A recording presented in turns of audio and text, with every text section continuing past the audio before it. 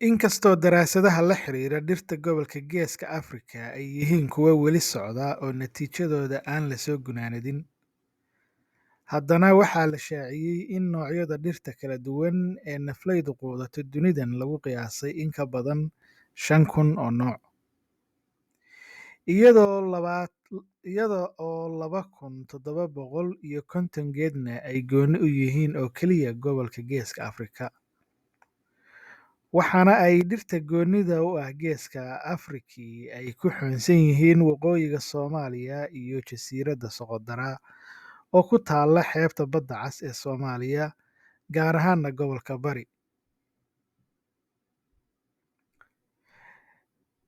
Jasiiradda Soqodra waxa ay hoy u tahay noocyo kala duwan oo dabiicad ah, waxaana jasiiraddani gaar la tahay ilaa 60 nooc oo dhir ah.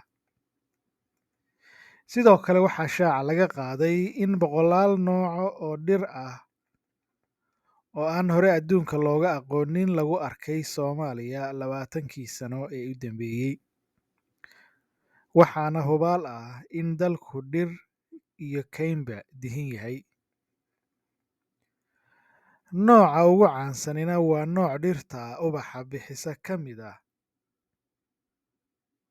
kaasna waxa uu ka baxaa oo keliya meelo aan badnayn oo ku yaalla gobolka Sanaag, weliba aagga Buurta Calmadow.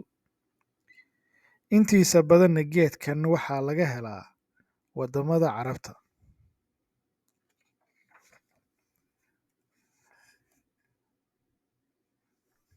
Magacyada dhirta Soomaaliya ka baxda waa ay badan yihiin, lamana soo koobi karo, balse dhirta ugu caansan waddankeena waxaa ka mid ah geedka galoolka la yiraahdo, quraca, damaska, higlada, maygaaga, damalka, gobka, darayga, beeyada, dacarta, ciinka, iyo dhicirta. Waxaa iyana jira dhir ay Soomaalidu u isticmaalaan inay isku daaweeyaan, sida dhirta caloosha lagu socodsiiyo, kuwa dadka lagu daaweeyo marka ay bahaluhu qaniinaan, kabidda qof jabay, dhiig joojinta, iyo ilka toosintaba. Geedka dacarta la yiraahdo waa geed xiiso badan, marka waxyaabo badan ayaa loo isticmaalaa. Dacartu waxay ka baxdaa dhulka bannaan iyo balliyadaba. Dacartu waxay leedahay caleemo balballaaran oo dheecaan cagaarani ka baxo. Dacartu marka ay gahayrto, laantu hoos bay u godataa, way engegtaa, kadibna geedka ayay ka go'daa.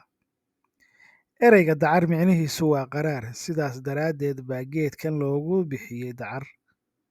Caleenta dacarta ee qalalan, dadka duumada qaba ayaa lagu uumiyaa, waana la tumaa, markaas ayaa biyo lagu daraa oo la miiraa, kadibna la cabsiiyaa qofkii qaras bixinta u baahan oo kaleeto.